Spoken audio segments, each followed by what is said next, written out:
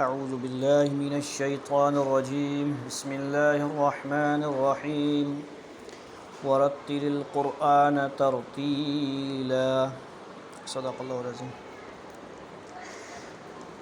تجوید القرآن کے حوالے سے درس ہے، دوسرا نمبر سبق ہے، لیسن نمبر 2 اور لیکچر نمبر 2 ہے۔ اس کو ہم بیان کریں گے۔ پہلے سبق میں تجوید کے بارے میں کچھ بتایا گیا تھا۔ جاننا چاہیے کہ تجوید کا جو لغوی معنی ہے حسین کام کرنا، کسی چیز کے اندر عمدگی پیدا کرنا، حسین عمدہ کام کرنا، پختگی کے ساتھ، خوبصورتی کے ساتھ کسی چیز میں۔ اور قرآن پاک کے بارے میں اگر تجوید القرآن کی بات کی جائے تو قرآن کو عمدہ طریقے سے اور فی لحون العرب جو ہے عرب کا لہجہ ہے ان کی طرز پر پڑھنا، یہ حدیث میں بھی اس کی ترغیب آئی ہے، تو یہ ضروری ہے۔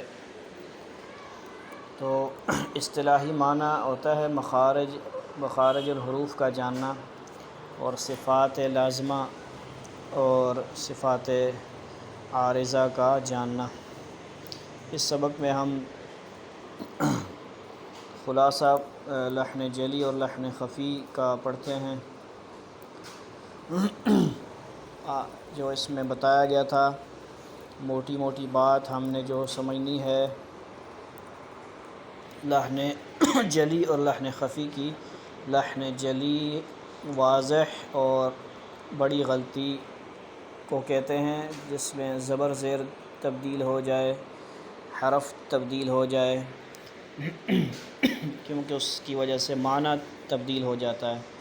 لحن خفی کے اندر صفات عارضہ جو ہیں اس میں غلطی ہو تو کتاب میں سے پڑھتے ہیں۔ فوائد مکیہ کتاب جو ہے ہم نے شروع کی ہے انشاءاللہ۔ تجوید کے معنی ہر حرف کو اپنے مخرج سے مع جمیع صفات کے ادا کرنا۔ ٹھیک ہے جی۔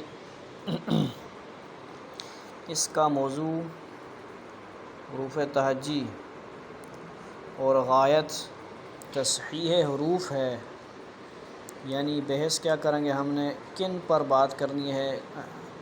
ہم نے تجوید کے جو حروف ہیں اس میں حروف تہجی یعنی الف سے لے کر یا تک 29 حروف ہیں، اس کے بارے میں کہہ رہے ہیں کہ ان کے مخارج بیان ہوں گے۔ مخرج کی جمع مخارج ہے۔ مخرج عربی میں کہتے ہیں کسی چیز کے نکلنے کی جگہ۔ یہ قرآن میں بھی آتا ہے فَيَخْرُجُ مِنْهُ الْمَاءُ۔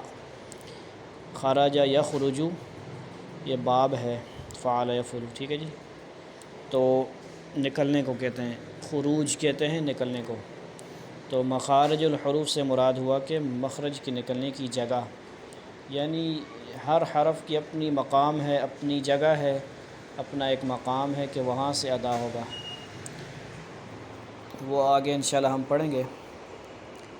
اور مقصد کیا ہے؟ غایت کہتے ہیں مقصد کو، حروف کو صحیح ادا کرنا، اس کو صحیح طرح پڑھنا اور خوش آوازی سے پڑھنا امر زائد مستحسن ہے۔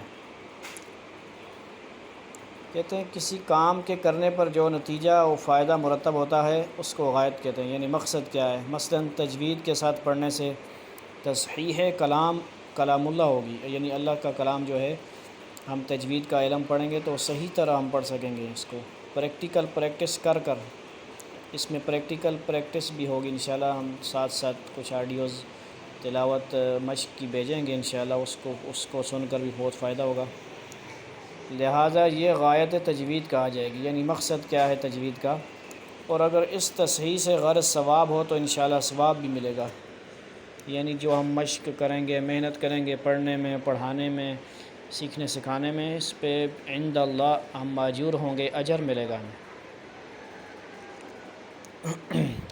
یعنی خوش آوازی تجوید کے قواعد اور حکم وغیرہ سے خارج ہے، یعنی اچھے طریقے سے خوبصورت آواز میں پڑھنا، یہ بھی اچھی بات ہے، لیکن یہ علم تجوید سے نہیں ہے۔ یہ علم تجوید میں صفات کا بیان ہے، مخارج کا بیان ہے، صفات لازمہ، صفات عارضہ وغیرہ کا بیان ہے۔ خوش آوازی یہ ایک الگ امر ہے، جس کی آگے تفسیر ہے کہ اگرچہ امر مستحسن ہے، یعنی اچھا عمل ہے، جیسا کہ حضور اکرم صلی اللہ علیہ وسلم فرماتے ہیں زُینُ القرآن بِأَصْوَاتِکُم، یعنی اپنی آوازوں سے قرآن مجید کو زینت دو، اچھی آواز ہو، خوبصورت آواز ہو، لحن ہو۔ چونکہ بہت سے لوگوں نے خوش آوازی کو تجوید کا موقوف علیہ قرار دے رکھا ہے، یہاں تک کہ علم تجوید حاصل نہیں کرتے کہ ہماری آواز اچھی نہیں، یا جن لوگوں میں فطرتاً خوش آوازی نہیں ہے ان کو باوجود صحیح پڑھنے کے مطعون کرتے ہیں، یعنی ان کو برا بھلا کہتے ہیں، یا بعض لہجہ ہی کے پیچھے پڑے رہتے ہیں۔ یعنی کچھ لوگ بالکل مزے لینے کے لیے صرف تلاوت، خوش آوازی اور گانے کی آواز، اس کے چکر میں پڑے رہتے ہیں اور مخارج کا پتہ نہیں ہوتا، تجوید کے اصول و ضوابط کا پتہ نہیں ہوتا، تو یہ بھی اچھی بات نہیں ہے۔ تجوید کا خیال نہیں کرتے، اس لیے فرمایا کہ خوش آوازی سے پڑھنا امر زائد و مستحسن ہے، یعنی یہ شریعت میں اس کو واجب، فرض یا اس طرح سنت کا درجہ نہیں ہے، وہ بھی اس شرط کے ساتھ جب کہ لحن جلی لازم نہ آئے، ورنہ حرام ہو جائے گا۔ ٹھیک ہے جی، اور اگر لہجہ کی بدولت لحن خفی لازم آئے تو مکروہ ہے۔ مقصد یہ ہے کہ خوش آوازی، طرز لگانا قرات وغیرہ میں یہ اچھا تو ہے، لیکن لحن جلی اور لحن خفی سے ہم نے اپنے آپ کو بچانا ہے۔ اگر نہیں بچایا تو پھر وہ لحن جلی ہوگی تو وہ تو حرام ہوگی، منع ہوگی بہت سخت۔ لحن خفی کا خدشہ ہوگا تو وہ بہت سخت، وہ بھی مکروہ ہوگا۔ ٹھیک ہے جی۔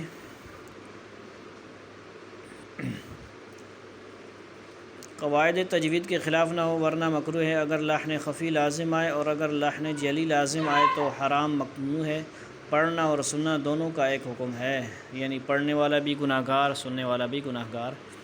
یعنی جس طرح لحن جلی کے ساتھ پڑھنا حرام ہے، اسی طرح لحن جلی کا سننا بھی حرام ہے، اور جس طرح لحن خفی کے ساتھ پڑھنا مکروہ ہے، اسی طرح اس کا سننا بھی مکروہ ہے۔ بہرحال فعل ناجائز اور قبیح سے بچنا نہایت ضروری ہے۔